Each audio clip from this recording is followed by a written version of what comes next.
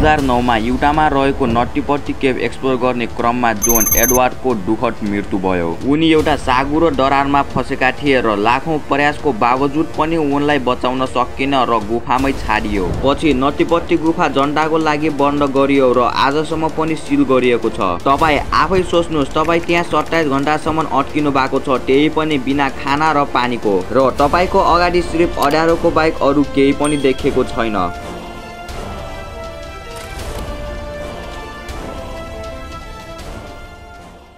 26 वर्षीय medical student John Edward छुट्टीमा घर आएका थिए र उनले यो छुट्टी रमाइलो तरिकाले बिताउने मन गराउँछन्। त्यसकारण साथीभाइ र परिवारका सदस्यसँग नट्टीपट्टी गुफा एक्सप्लोर गर्ने योजना बनाउँछन् र यो उनको लाइफको सबैभन्दा ठुलो गल्ती थियो। त्यसपछि सबै परिवारका सदस्यहरू 24 नोभेम्बर रातिको 8 बजे नट्टीपट्टी केभ एक्सप्लोर गर्न जाम्ला र केही घण्टापछि घर आउने प्लान थियो। तर उनको भाग्यमा अरू नै केही लेखिएको थियो। जोन केभमा पहिलो पटक जान लागेका थिए, तर उनलाई अलिअलि भए पनि अनुभव चाहिँ थियो, किनकि उनी आफ्नो साथीभाइहरूसँग सानामा केभमा खेल्ने गर्थे। त्यसकारण उनलाई अलिअलि भए पनि अनुभव चाहिँ थियो। र यो नट्टीपट्टीमा एउटा यस्तो ठाउँ छ जहाँ एक्सपिरियन्स केभरहरू पनि यहाँबाट निक्लिने गाह्रो हुन्छ। त्यहाँ हिप्स र चेस्ट फस्ने गर्थ्यो र जति पनि कोसिस गरे पनि उनीहरू निक्लिन सक्दैनथे र उनलाई निकाल्नका लागि रेस्क्यु टिमको आवश्यक पर्थ्यो। र यसैकारण यो नट्टीपट्टी केभलाई वर्षौं पहिले नै बन्द गरिएको थियो र यो नट्टीपट्टी केभ मार्च 2009 मा फेरि ओपन भएको थियो, त्यो पनि केही रुलको साथ। त्यहाँ जानको लागि 21 दिन पहिला नै त्यहाँको प्राधिकरणसँग अनुमति लिनु पर्थ्यो र दुईटा एक्सपिरियन्स केभर हुनु पर्थ्यो। जोन र उनको 21 वर्षीय सानो भाइ जोस, यिनी दुईटै एक्सपिरियन्स केभर थिए यिनका ग्रुपमा। त्यसकारण यिनीहरूलाई जानको लागि अनुमति मिल्छ। त्यसपछि घरका सबै परिवारहरू नट्टीपट्टी केभ भित्र जाने ठाउँमा पुग्छन्।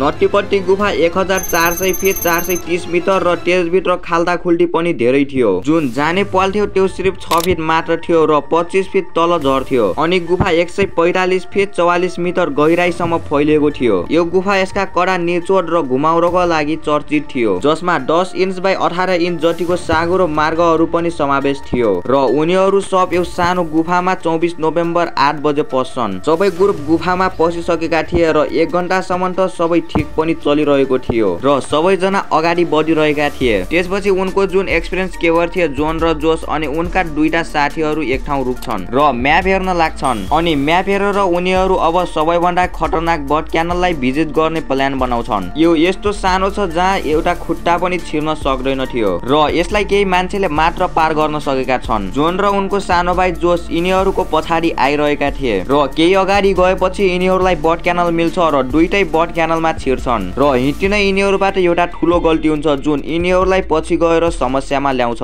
गल्ती यो थियो कि जोन र जोस जुन रुटमा गएका थिए त्यो बट क्यानल नै थिएन। उनीहरू गलत रुटमा पसिसकेका थिए जसको बारेमा यिनीहरूलाई केही पनि आइडिया थिएन। त्यसपछि जोन केही अगाडि जान्छन् अनि उनलाई धेरै ढुङ्गाहरू देखिन थाल्छन्। जोन एक्सपिरियन्स केभर भएकाले उनी जसो तसो गरेर अगाडि बढिरहेका थिए। अब जोन कर्सकुरुको रुटमा आइसकेका थिए र जोन जसरी अगाडि गइरहेका थिए त्यसरी नै प्यासेज टाइट भइरहेको थियो र अब उनी फर्किन पनि सक्दैनथे। जोनलाई लागिरहेको थियो कि म बट क्यानलमै छु भनेर र लास्टमा एउटा इन्डिङ रुम आउँछ र घुम्न मिल्ला भनेर अगाडि बढिरहेका थिए। अब कुरा झन बिग्रिन्छ किनकि उनी अब कर्सकुरुको एरियामा आइसकेका थिए। यो कर्सकुरु एरियालाई पार गर्नको लागि पाटलो हुनु पर्थ्यो र केही मान्छेले मात्र यसलाई पार गर्न सकेका थिए र त्यहाँ एउटा ढुङ्गा थियो जुन टिखिल्लो थियो। त्यहाँबाट 90 डिग्री भएर जानु पर्थ्यो। लेफ्ट साइडबाट जोन यो एरियालाई पार गरिसकेका थिए र त्यसपछि मोस्ट डेन्जरस ठाउँमा पुग्छन्। अब यिनीसँग घुम्नको लागि केही पनि ठाउँ थिएन। नचाहेर पनि उनी अगाडि बढिरहेका थिए। उनलाई लागिरहेको थियो कि उनी बट क्यानलको सबैभन्दा साँघुरो ठाउँमा छन् र केही अगाडि गएपछि एउटा घुम्ने ठाउँ आउला र घुमौला भनिरहेका थिए। जोनलाई थाहा थिएन कि उनी कहाँ पुगिसके र त्यति बेला नै अचानक स्पिडमा तल लड्किन्छन् र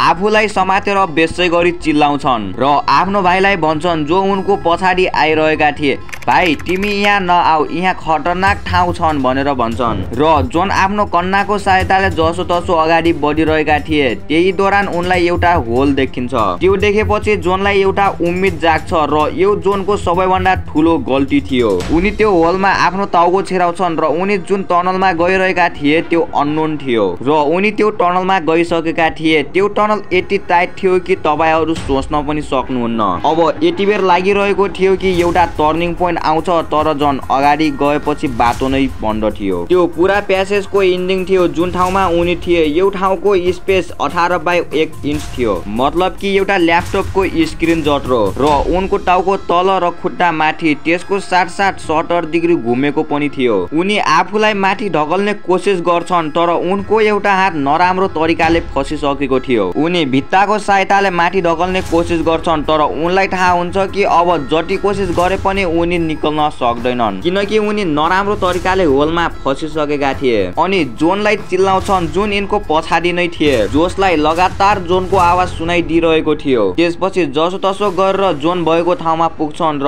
उनी देख्छन् कि जोन एउटा होलमा नराम्रो तरिकाले फसेका छन् र सिर्फ उनको दुईटा खुट्टा मात्र देखेको थियो। उनी आफ्नो खुट्टाले समातेर तान्ने कोसिस गर्छन् र जोन हल्का माथि आउँथे र खुट्टा छुटिहाल्थ्यो। त्यसकारण उनी फेरि पहिलाकै पोजिसनमा जान्थे। उनी घरिघरि यसरी गरिरहेको कारण उनलाई झ्याउ लागिसकेको थियो र जसलाई थाहा भइसकेको थियो कि अब रेस्क्यु टिमलाई नै बोलाउनु पर्छ भनेर र दुईटै बीच सल्लाह हुन्छ। त्यसपछि जोन बाहिर गएर सहयोग माग्छन्। त्यसपछि रेस्क्यु टिमलाई बोलाइन्छ। अब सबैभन्दा ठुलो समस्या के थियो भने उनी साइड डाउन पोजिसनमा थिए। त्यसकारण रेस्क्यु डाक्टरका भनाइ थियो कि साइड डाउन पोजिसनमा भएका कारण उनी सिर्फ 8 घण्टासम्म मात्र बाँच्न सक्छन्। त्यसपछि सबै ओरिजिन फेल हुन सुरु हुन्छ र उनलाई कार्डिया आउन सक्छ। जोनलाई रेस्क्यु गर्नको लागि सबैभन्दा अगाडि एउटा फिमेल रेस्क्यु जान्छिन् जसको नाम थियो सुश्री र उनी आफ्नो खुट्टामा डोरी बाँधेर भित्र पस्छिन् ताकि उनी पनि भित्र गएर नअट्कोस् भनेर। यिनको हाइट थियो सिर्फ 5.3 फिट, जसको कारण कर्सकुरु एरियाबाट सजिलो तरिकाले गइहाल्छिन् र रातिको 12:30 बजे जोन मिल्छन्। जोनलाई त्यहाँ फसेको 9 घण्टा भइसकेको थियो। त्यसपछि सुशी र जोनको कुराकानी हुन्छ। त्यही कुराकानीको बीचमा सुशीलाई भन्छन् कि सुशी तिमीहरू यहाँबाट जाऊ, मलाई निकाल्ने चक्करमा तिमीहरू दुःख नगर। तर सुशीले देख्छिन् कि उनी जति सोचेका थिए त्यो भन्दा खतरनाक तरिकाले जोन फसेका थिए। त्यसपछि उनी जोनलाई डोरीले बाँध्छिन् र तान्ने कोसिस गर्छिन् तर उनी डोरीलाई तान्न सक्दैनन्। सुशी सबै तरिकाको कोसिस गर्छिन् जति उनी गर्न सक्थिन् तर पछि उनलाई पनि झ्याउ लाग्न थाल्छ र उनी बाहिर जान्छिन्। बाहिर रेस्क्यु टिमले जोनलाई निकाल्नका लागि एउटा प्लान बनाउँछन्। प्लान यो थियो कि त्यहाँ पुलिस सिस्टम लगाउने र मेसिनले तान्ने, किनकि 5 वर्ष पहिला पनि एउटा मान्छेलाई यसरी गरेर नै निकालिएको थियो। त्यो पुलिस सिस्टम लगाउनका लागि सिर्फ एउटा मान्छे मात्र जानु पर्थ्यो, त्यही पनि त्यो मान्छे पाटलो हुनु पर्थ्यो। यो सजिलो काम पनि थिएन किनकि पुलिस सिस्टम लगाउने घण्टौको समय लाग्न सक्थ्यो र यसै दौरान जोनलाई रिल्याक्स गराउने कोसिस पनि गर्थे रेस्क्यु टिमले। अब जोनलाई त्यहाँ फसेको 12 घण्टा भइसकेको थियो र उनी पुरा रात त्यो साइड डाउन पोजिसनमा रहेर बिताउँछन्। उनी साइड डाउन पोजिसनमा भएका कारण उनको रगत जम्न लागेको थियो र बिस्तारै बिस्तारै उनको सास पनि रोकिरहेको थियो। पुरा रात यसरी भएको कारण यिनको खुट्टा पनि काम गर्न छोडिसकेको थियो। झन् त्यहाँ हावाको पनि कमी हुन लागेको थियो र यति टाइम बितिसकेपछि जोन उनी एउटा लाइट टेलिकम सिस्टम लगाउँछन् र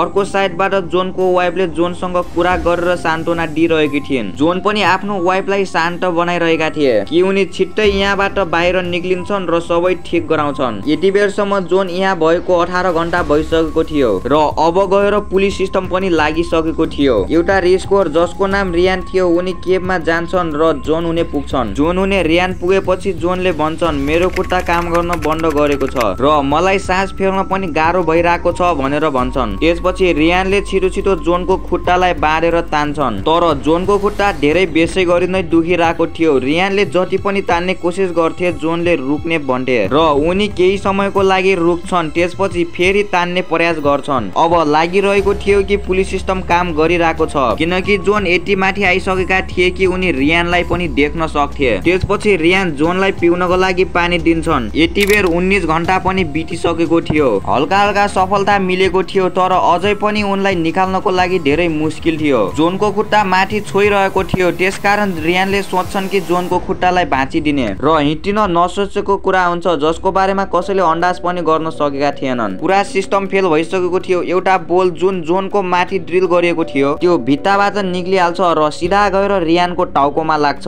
र जोन पहिला जस्तो जस्तो पोजिसनमा थिए फेरि त्यस्तै पोजिसनमा नै जान्छ, खुट्टा माथि टाउको तल। अब जोनको केही पनि रिस्पोन्स आइरहेको थिएन। यो जोनको लास्ट मोमेन्ट थियो। सायद अब जोन कहिले पनि बाहिर आउन सक्दैनन् र जब रियान होसमा आए तब उनको टाउकोबाट रगत आइरहेको थियो। उनी होसमा आएपछि के भयो भनेर थाहा नै हुँदैन र रियानलाई हस्पिटल लगियो र उनको बुवा देव केबमा जान्छन् र त्यो पुलिस सिस्टमलाई जोड्नको लागि फेरि 1 घण्टा लाग्छ। देव डोरीले जोनलाई बाँधेर तान्ने कोसिस गर्छन् तर देव त्यहाँ जति बेरसम्म त्यहाँ थिए त्यति बेरसम्म जोनबाट केही पनि रिस्पोन्स आन्न। यो इम्पोसिबल थियो कि 90 किलोको मान्छे केबबाट बाहिर निक्लिने। जब देव जोनलाई डोरीले बाँधिरहेका थिए त्यही बेला नै देव पनि 15 मिनेटसम्म त्यहाँ अड्केका थिए। लास्टमा उनी पनि थाकिन्छन् र केबबाट बाहिर निक्लिन्छन् र फेरि एउटा रेस्क्युअर जान्छन् अनि त्यहाँ टेलिकम सिस्टम लगाउँछन् ताकि उनको फ्यामिली उनीसँग कुरा गर्न सकोस्। तर जोन केही पनि रेस्पोन्स दिइरहेका थिएनन्। केही घण्टासम्म जोनको सास लिने आवाज पनि आइरहेको थियो तर अब त्यो पनि शान्त भइसकेको थियो। रेस्क्यु टिम एउटा एरियामा भएर सोच्छन् कि जोन अब मरिसकेका छन्। मेडिकल प्रोफेसनल कन्फर्म गर्छन् कि उनी जिउँदै छन् कि मरिसकेका छन् भनेर र